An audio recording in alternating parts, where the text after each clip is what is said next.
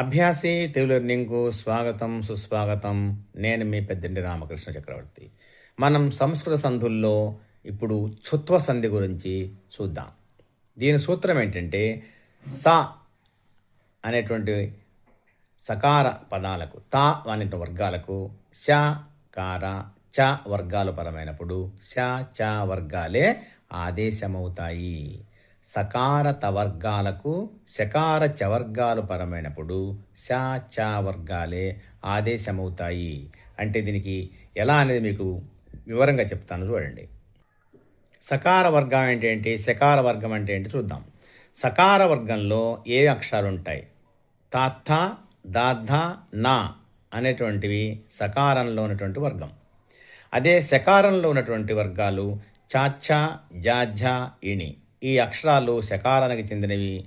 తాత్త దాద్ధ నా అనేటువంటి సకారానికి చెందినవి. దీన్ని సకార వర్గమని, చాచ్చ జాఝ ఇణిని శకార వర్గమని అంటారు.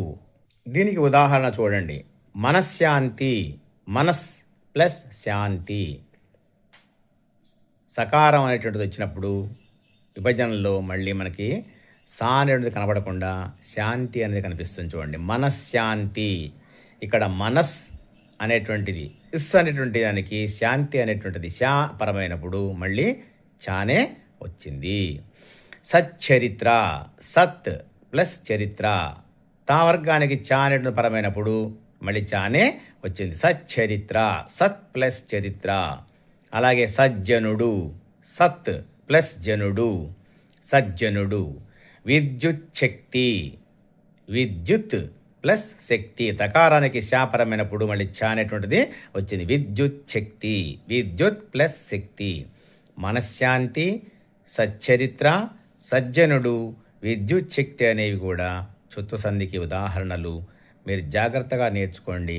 మీ మార్కులు మీరు సొంతం చేసుకోండి. ఏమాత్రం ఆందోళన పడకండి.